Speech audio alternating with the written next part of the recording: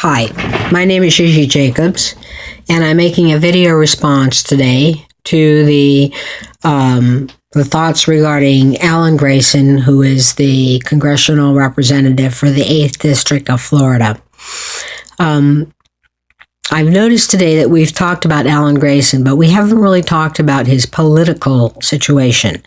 It seems to be a common habit amongst those who do not have much information or much to offer at all, but to do nothing but to attack a person on their personal level and to not address what they have to offer from a political standpoint.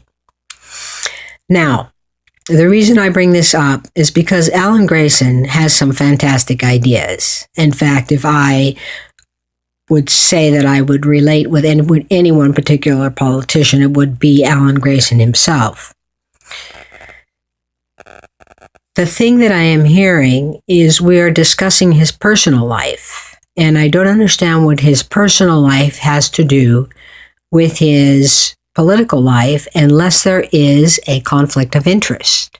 In other words, if we are talking about the infamous Chris Christie, who is making decisions to take money away from public schools and give them to private schools, and somebody wants to know where does his children go to, there is a conflict of interest here.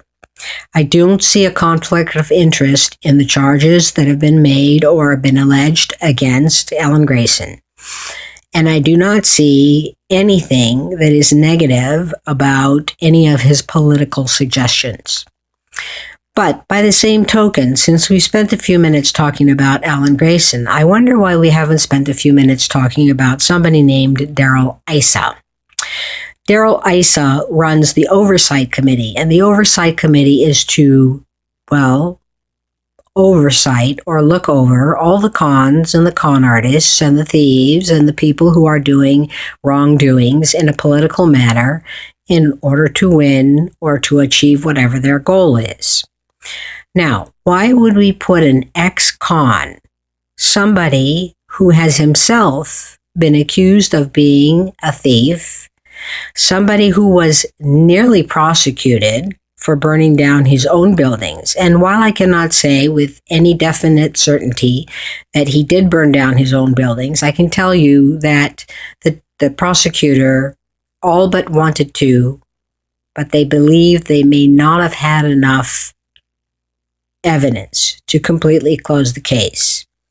And Darrell Issa is rather big in his town, which is why he got away with stealing several cars and never got a violation for them until the last one. And on the last one, they gave the stolen car violation to his brother, but Darrell Issa was also carrying a loaded weapon in the car that was not registered to him. Darrell Issa is an ex-con. Now, here is a conflict of interest where an ex-con is performing political activities and overseeing the politics of others to make sure that they are doing no wrong. And this is by a guy who has done nothing but wrong. Now, I don't understand why we are discussing the personal aspects of Alan Grayson.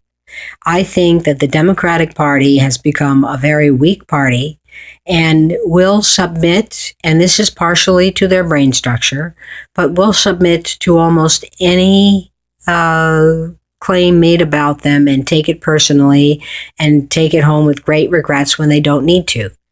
If your congressman is making very valid pleas to help hundreds of thousands of people and even more in your country, and he has private allegations of alleged abuse at home, that is between him and his wife, and that is not between us and his politics.